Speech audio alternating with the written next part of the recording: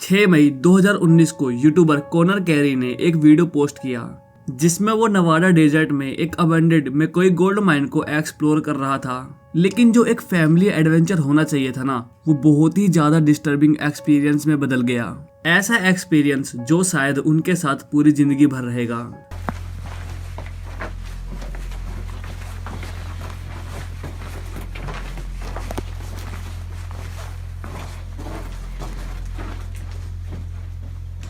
Mine का exploration शुरू में नॉर्मल था। ग्रुप चुपचाप से अंदर जा रहे थे, लेकिन जैसे ही वो माइन के अंदर गए ना, कॉनर ने आगे रास्ते पे कुछ अजीब सा चमकते हुए देखा।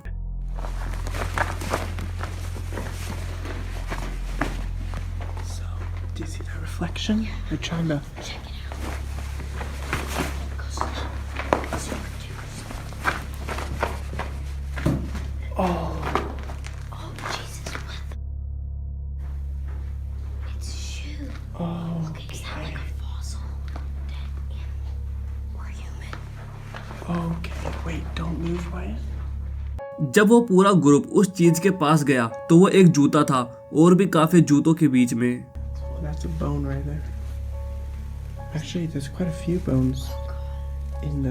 एक बड़ा जूतों का ढेर जिसमें रैंडम हड्डियां भी बिखरी हुई थी। जो चीज इस जूते के ढेर को और भी ज्यादा ओड बनाती है ना, वो है जूते की वैरायटीज। काफी जूते क्लियर और मॉडर्न थे और कुछ जूते 30 साल पुराने थे। एक रैंडम जूते का ढेर एक अबेंडेड गोल्ड माइन के बीच में, ये कैसे हो सकता है? चीजें तब और ज्यादा डार्क हो गई जब ग्रुप और अंदर गए। उन्होंने अंदर और भी ज्यादा हड्डियां देखी, इंक्लूडिंग एक इंटैक्ट स्पाइन का, जो कि आप स्क्रीन पर देख रहे हो।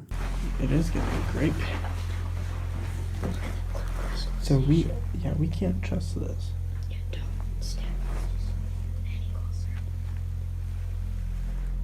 इस पॉइंट तक ग्रुप काफी ज्यादा डिस्टर्ब हो चुका था इन डिस्कवरीज से। उन्होंने तुरंत ही केव को छोड़ने का फैसला किया और यहीं पर ओरिजिनल वीडियो एंड होती है, बिना किसी एक्सप्लेनेशन या फिर कंक्लूजन के। कॉनर ने वीडियो के डिस्क्रिप्शन या फिर कमेंट्स में भी कोई एक्स्ट्रा इन्फॉर्मेशन नहीं दी।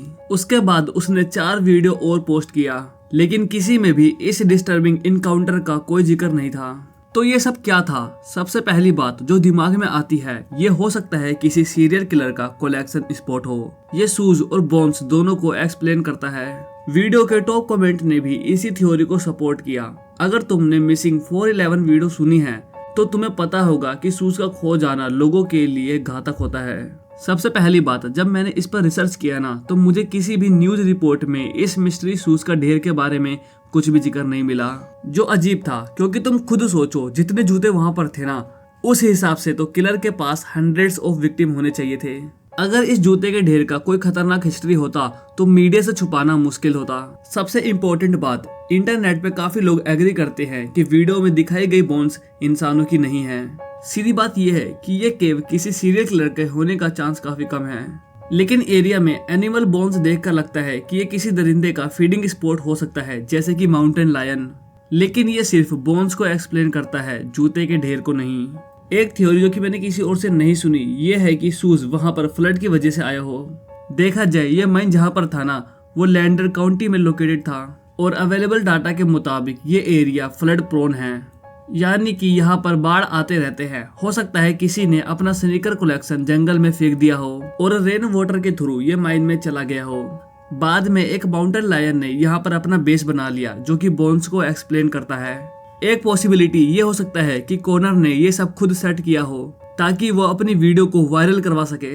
इंटरनेट पे भी लोगों ने पॉइंट आउट किया कि बोन्स काफी ज्यादा क्लीन दिख रहा है, और कुछ लोग तो कह रहे थे कि बोन्स हाथों से बनाए हुए लग रहे हैं। और एक इनकॉन्सिस्टेंसी ये है कि कॉनर और उसका ग्रुप बार बार ये कह रहे थे कि ये सारे शूज किड साइज के हैं। वीडियो के टाइटल में भी यही लिखा हुआ है, kids shoes and bones found in abundant mine. ये ऑलरेडी क्रीपी सिचुएशन को और भी ज्यादा डिस्टर्बिंग बनाता है।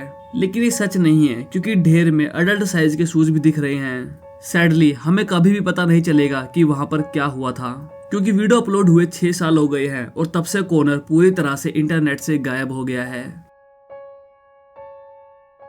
एक्शन एडवेंचर ट्विंस ये एक यूट्यूब चैनल है जिसे जेम्स और एडवर्ड नाम के 2 भाई चलाते हैं। दोनों 2020 की शुरुआत से डेंजरस और क्रैम्ड केव एक्सप्लोर कर रहे हैं। लेकिन 2022 में इनके साथ एक ऐसा इंसिडेंट हुआ जो कि आज तक इनके मन में घुसा हुआ है।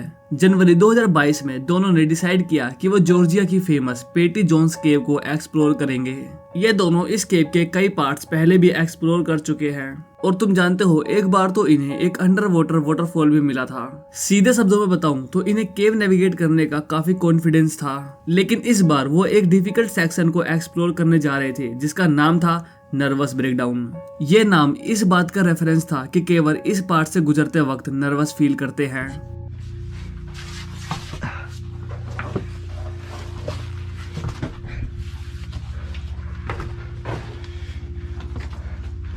Whoa, entrance room.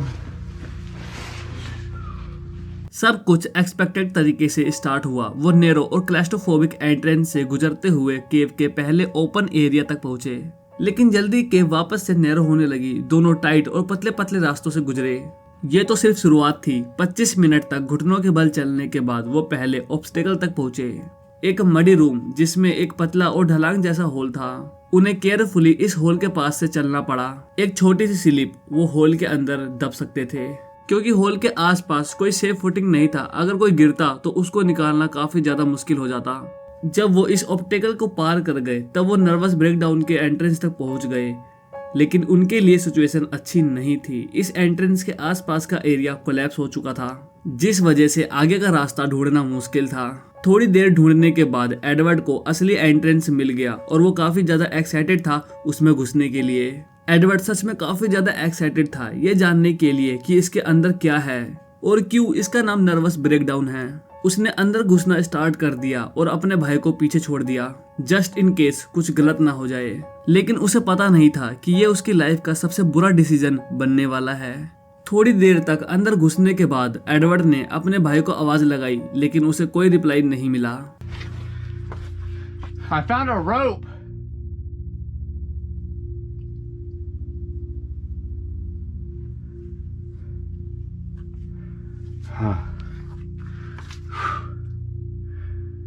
I don't hear James anymore. Uh-oh. Edward अब एक अननोन सेक्शन में खो गया था बिना किसी कांटेक्ट के। शुरुआत में उसने काम रहने की कोशिश की, क्योंकि उसे पता था कि अगर उसने हड़बड़ी करी तो सिचुएशन और भी ज्यादा खराब हो जाएगी। इसीलिए वो होप कर रहा था कि उसका भाई जेम्स उसको सही सलामत मिल जाए। लेकिन 30 मिनट तक अलग रहने के बाद उसको रियलाइज हुआ कि पैनिक सबसे तेज तरीका है सिचुएशन को और भी ज्यादा बिगाड़ने के लिए।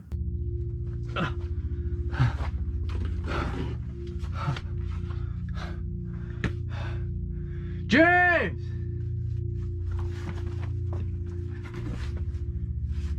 James! It's been like 30 minutes since I last saw him. I don't even know where I'm at. I tried to go back to the last place I saw him, and everything just looks the same.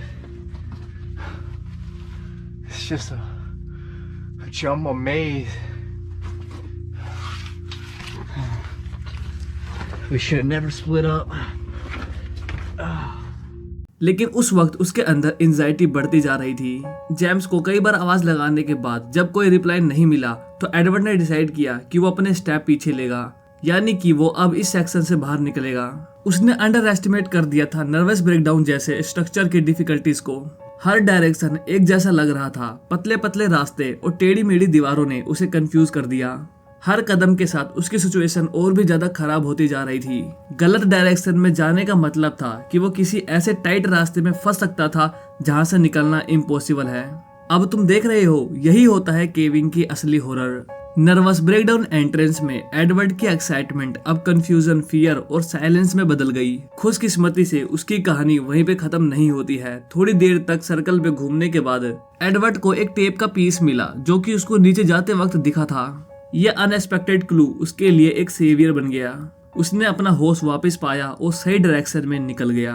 और finally उसने वो sound सुना जो कि उस वक्त उसके लिए सबसे इम्पोर्टेंट था। James! Oh. You're over here? Oh. Dude.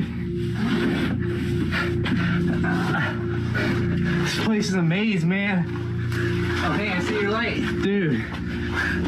I thought we were never gonna see each other. Dude, I know. दोनों भाई इसके बाद पूरा टाइम साथ रहे और बिना किसी चोट के केव से बाहर निकल गए। वो अभी भी यूट्यूब पे केव एक्सप्लोरिंग करते हैं, लेकिन अब काफी ज्यादा सावधानी के साथ।